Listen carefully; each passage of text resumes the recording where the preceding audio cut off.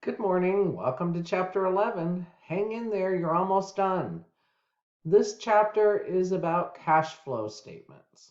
So at the beginning of the semester, we said we would do the three main financial statements, and we've done those all throughout the semester. Now we'll do the fourth one, the cash flow statement. All semester, we've been working with accrual-based accounting. And now I want to take you back and have you convert everything to cash. So that's what a cash flow statement is. It tells how much cash the company's received, how much cash they've paid out. So it's all about cash.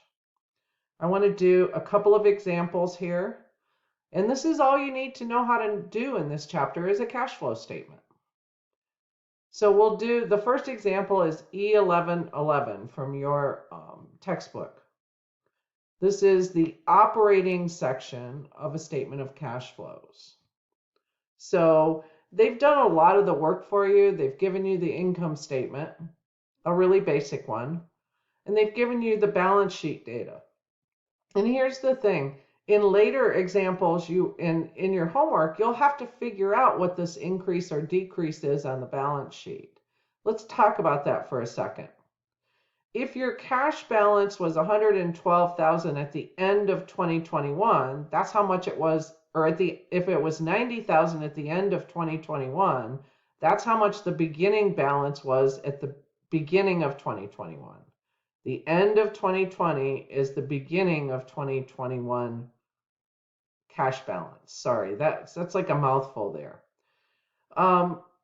So how much of an increase from the beginning to the end of the year, increase or decrease? In this case, if I started 2021 with 90,000 and I ended it with 112,000, then I had an increase of 22,000.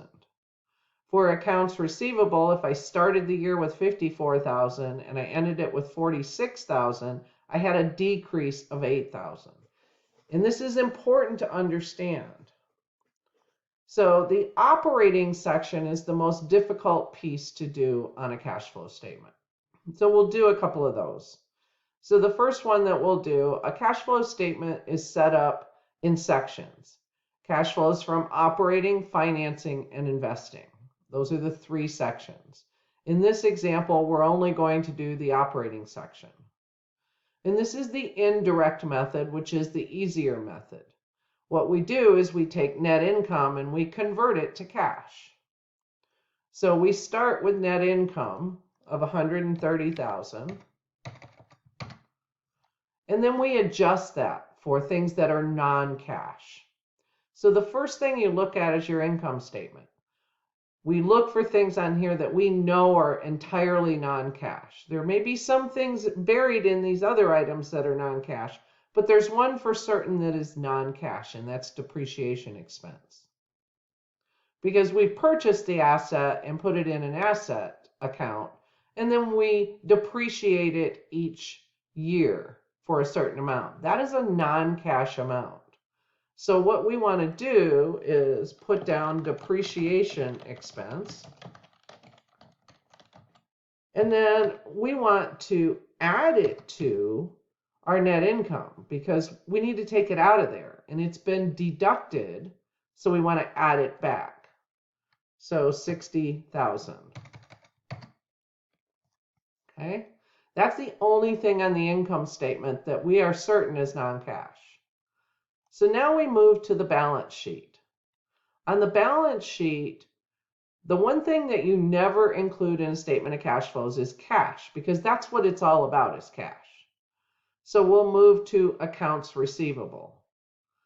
And they've already done the hard work for you. They've pulled out the things that have to do with operating. And you'll see what I mean when we do the next example. So we start with accounts receivable. Accounts receivable had a decrease of $8,000. So first we'll just write that down. Decrease in accounts receivable.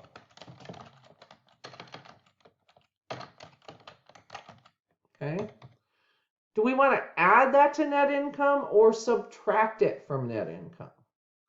Well, how does accounts receivable go down? It goes down because you collected some of the money. If we started the year with 54,000 in accounts receivable and it's 46 at the end, we've collected part of the prior year's accounts receivable, $8,000. That's not included in our income statement for this year because it was recorded in the income statement for the prior year. However, since we're on a cash basis, we want to report that cash. So we're going to add it to net income. The next one is inventory. We have an increase in inventory. It went from 60,000 to 85,000. So we're going to write that down. Increase in inventory. How does inventory go up? Well, it goes up because you purchased something and you paid for it. So that is a cash amount that was paid out that's not included here because it's still sitting in inventory.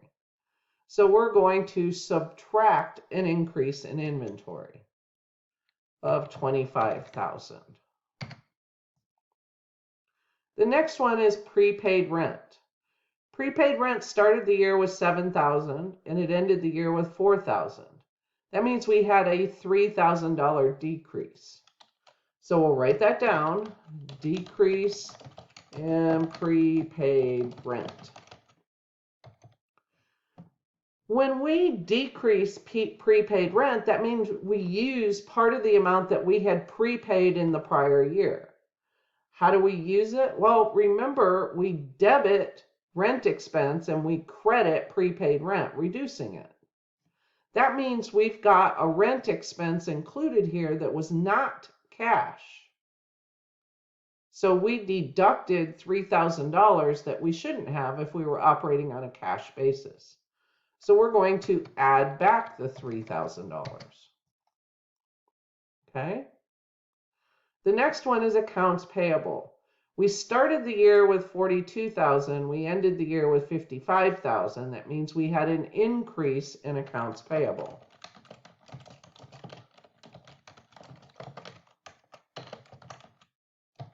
And that increase was $13,000. How does accounts payable go up? Typically, we debit an expense and we credit accounts payable, correct? So if we're increasing our expense for something we haven't paid for yet, we can't use that expense. So we've deducted $13,000 out of here that was not paid for in cash.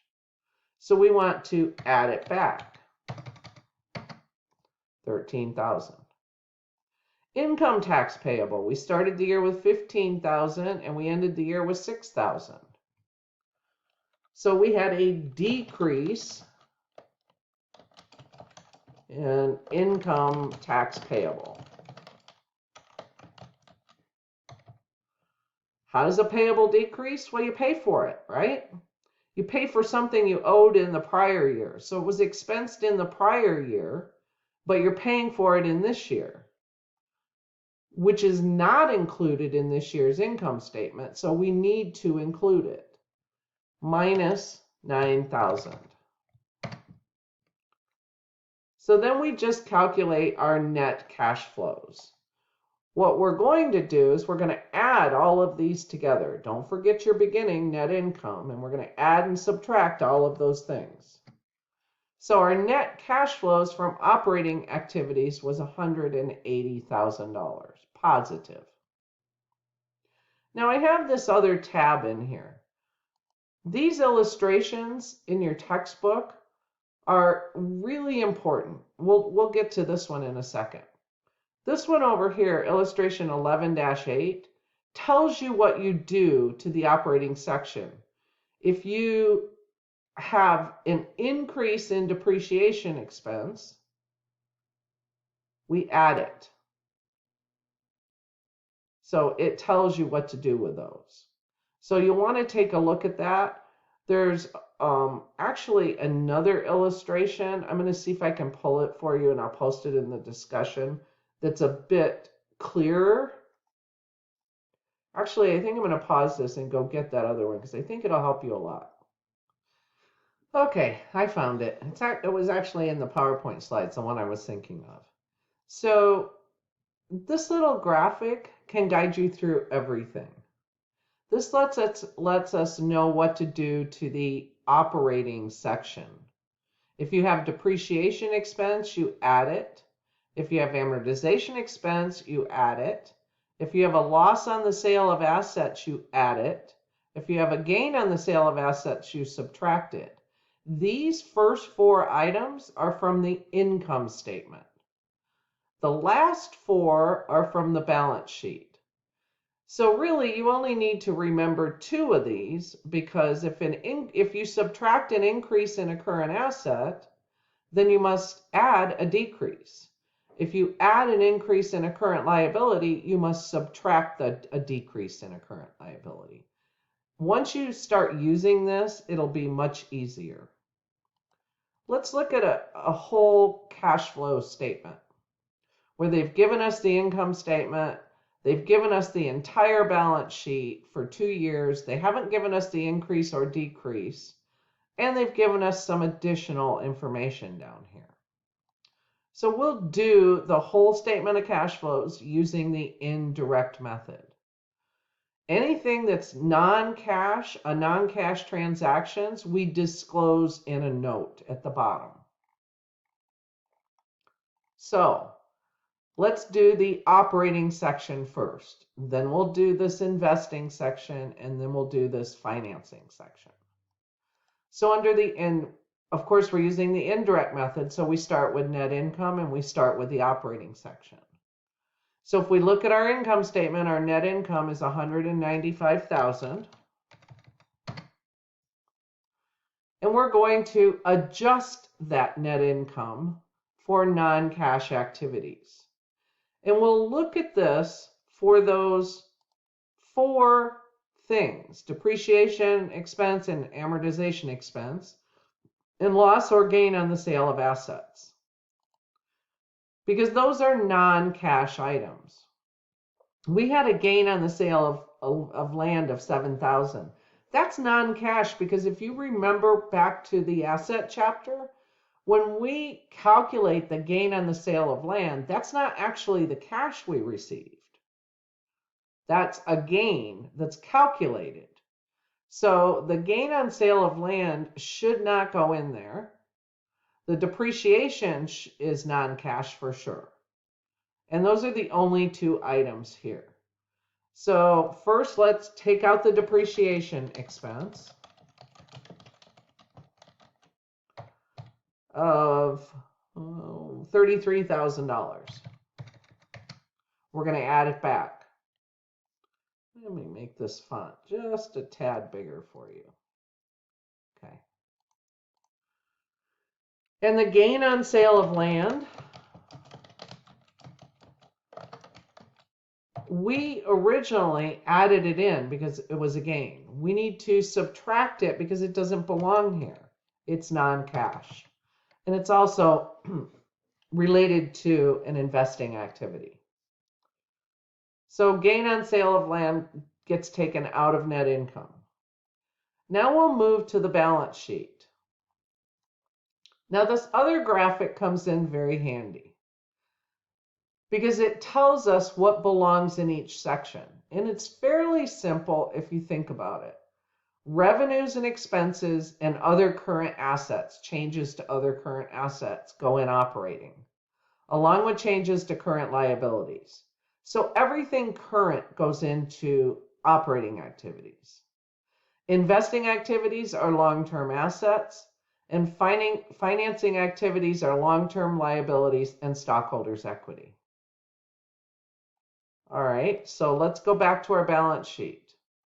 What we want to look at here are the current assets and current liabilities. So our current assets and our current liabilities will go into our cash flow from operating. And I'm going to move this up here now. So current assets, we have cash, accounts receivable, inventory, and prepaid rent. Well, we don't do anything with cash because this is a cash flow statement. So you're not going to add or increase or decrease cash. We're going to look at accounts receivable. Was there an increase or a decrease? We started the year with 80,000 and we ended it with 64,000. So we had a decrease in accounts receivable, and I'm going to abbreviate that, AR. So that decrease it went from 80,000 to 64,000. That's a $16,000 decrease. What do we do with decreases in current assets? We add them. So we're going to add $16,000. Inventory. Inventory went from 145,000 to 160,000. That's an increase in inventory. Increase in inventory. Well, if we add a decrease, what must we do with an increase? Subtract it. So inventory increased by $15,000, so we're going to subtract $15,000. Prepaid rent. Prepaid rent went from $7,200 to $4,600. So we had a decrease in prepaid rent.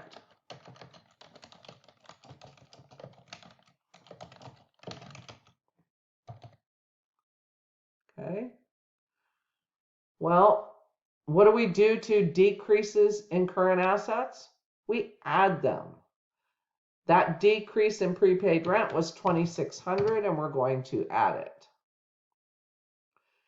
The next one, we've got all of our current assets. Now we need to move to our current liabilities. And let me move this up to the top so we can see it while we're working on it. So, accounts payable went from 98,000 to 35,000.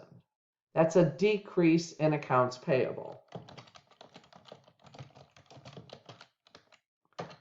And again, I'm going to abbreviate. What do we do with decreases in current liabilities? If we have a decrease in a current liability, we subtract it. So decrease in accounts payable went from 98 to 35, so we subtract 63,000. Interest payable went from 4,000 to 5,100. We had an increase in interest payable. If we subtract a decrease in a current asset, what must we do to an increase in a current asset? Add it. So the difference is $1,100, so we're going to add $1,100. Last of the current liabilities, income tax payable went from 29,000 to 25,000. That was a decrease in income tax payable. And that was $4,000. So what do we do with a decrease? We subtract it. A decrease in a current liability, we subtract it. 4,000. And then we just add it all up. Don't forget the net income. And our net cash flows from operating activities is a positive $158,700. Now we're going to move on to the investing section. And if we go look at this illustration, investing activities are all long-term assets. So let's go back to our long-term assets. Investments went from 110 to 205. Now we need to go down here and read what it says about that. It says we purchased additional investment in stocks for $95,000. These sections are pretty basic. There's no increase or decrease. It's either cash in or cash out.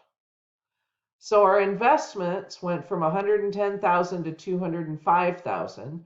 And it told us we purchased $95,000. If you purchase something, you pay cash. That means you paid for it. So purchase investment in stocks. And that's a minus 95,000 because it's cash out. Land went from 270,000 to 215,000. Oh, it went down. So let's see what it says about that. We sell land costing $55,000 for $62,000, resulting in a $7,000 gain on sale. Now remember, we took that gain out of here because it doesn't belong there. Long-term assets, well, let me just rephrase that. Gain does belong in operating activities, but the actual activity of purchasing and selling long-term investments belongs in investing. So it told us we sold it for, it cost us $55,000, we sold it for $62,000, we had a gain. Ignore all of that. What did you sell it for? You sold it for $62,000. That's all we're worried about is the proceeds. Proceeds from sale of land. $62,000 positive because we got the money. Long-term assets, equipment went from $220,000 to $250,000. We need to be sure to read this because it says we purchased $30,000 in equipment by issuing a $30,000 long-term note payable. No cash is exchanged. So we don't include it in the regular cash statement, but it's pretty substantial. So we're going to disclose it down here. And we're just going to say purchase equipment with note payable. And we'll just put the amount here. We're not going to plus or minus or anything. It's below everything else. It's just a note saying we purchased it for $30,000. So we don't have to enter anything from equipment up here under cash flow from investing. Accumulated depreciation went from 110 to 143, but we already accounted for depreciation up here. So we don't need to worry about that. So our net cash flows from investing is minus $33,000. All right. So let's go back over here and look. We're going to do the financing section next. What goes in financing activities? Long-term liabilities, common stock, and retained earnings. All of those items. So changes in long-term liabilities and changes in the stockholders' equity that affect cash. So let's look at long-term liabilities. We only have one, notes payable.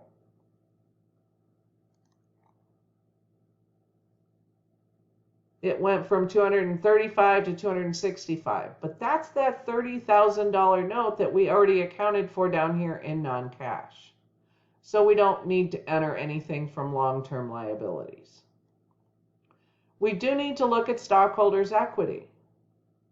Common stock went from $400,000 to $460,000, and let's look at our notes. It says we issued common stock for $60,000. When we issue common stock, what do we get? Issue common stock. We get cash. So we got cash of $60,000. That's a plus $60,000. Let's see.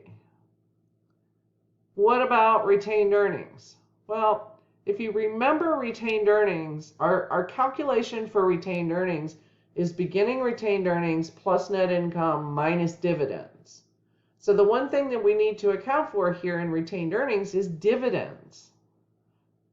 So it says we declared and paid a cash dividend of $120,000. Paid cash dividend.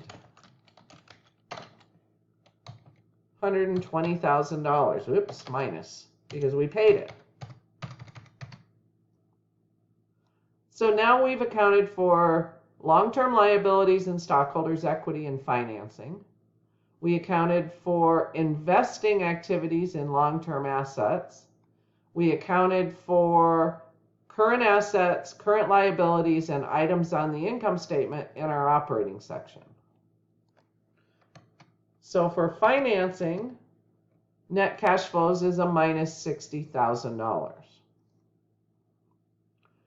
So we need to calculate now, do we have a net increase or decrease in cash for the period? We're going to take the operating section, the investing section, and the financing section, and we'll add them all together. So we have a positive or an increase in cash for the period. Decrease is put in parentheses because this will show up in parentheses if it is a decrease. Now we go back to our balance sheet and get our cash at the beginning of the period. Remember, that was the end of 2020, which is the beginning of 2021. So 343,800. 343,800. So we want to add this increase in cash to our cash at the beginning of the period, and that should equal our cash at the end of the period, 409,500, and yes, it does. So what we do with a cash flow statement is we take the difference between the beginning and ending cash, and that difference is 65,700. And we explain what we did with that cash, where it came from and how it was spent. We received 158,700 from operating. We paid out 33,000 in investing, and we paid out 60,000 in financing. These are the kind of things investors like to see. Where is the money coming from? If net cash flows from operating activities is always negative and everything else is what's bringing in the cash, then that's probably not a good sign. All right, so these two illustrations will help you a lot. Use them. Good luck. You're almost there. Chapter 12 is very, very simple and quick. So, have a good weekend. See you soon.